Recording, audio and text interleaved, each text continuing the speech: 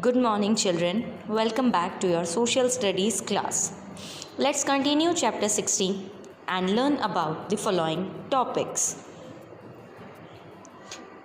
So be ready for your class. First, the civil disobedience movement. In 1929, under the presidentship of Pandit Jawaharlal Nehru, the INC session was held at Lahore. In this session, the leaders declared complete independence or Purna Swaraj as its demand. Gandhiji launched the civil disobedience movement.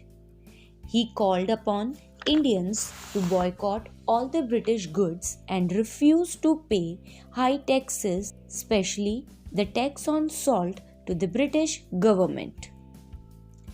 Gandhiji began the movement with the famous Dandi March.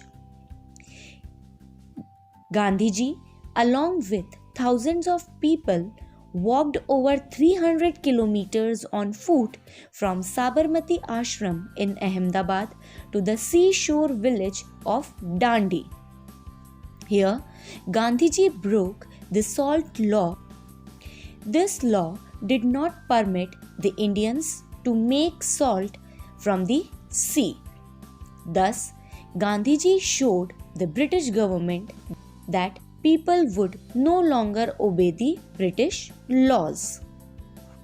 Now, the outbreak of the Second World War.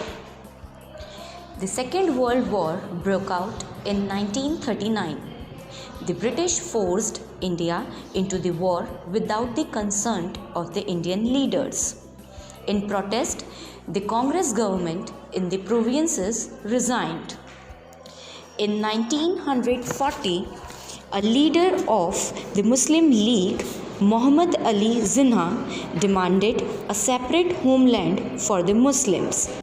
Thus, Gandhiji's dream of the Hindu-Muslim unity in an undivided India shattered. Now, the Quit India movement. During the Second World War, Indian leaders demanded complete independence before joining the war. But the British government turned down their demand.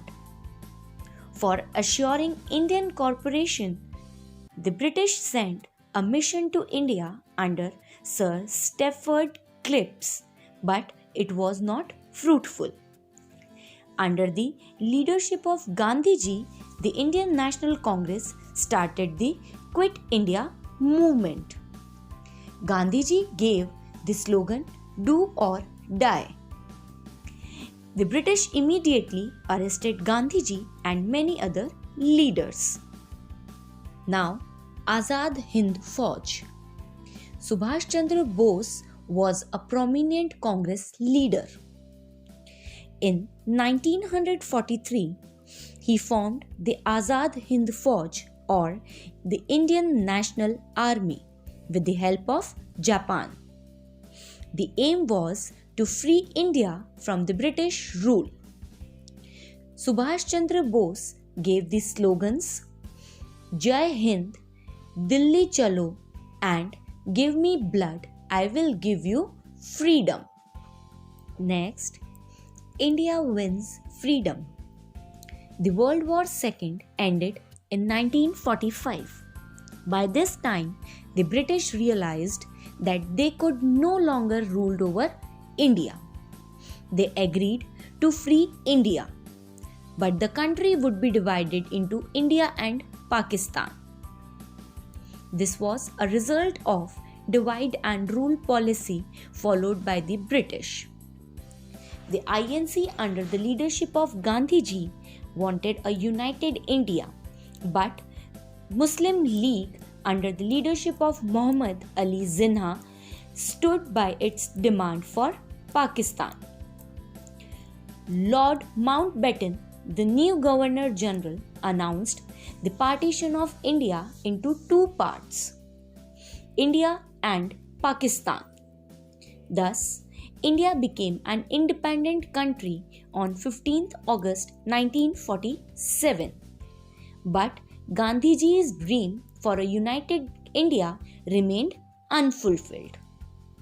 That's all for today. Thank you.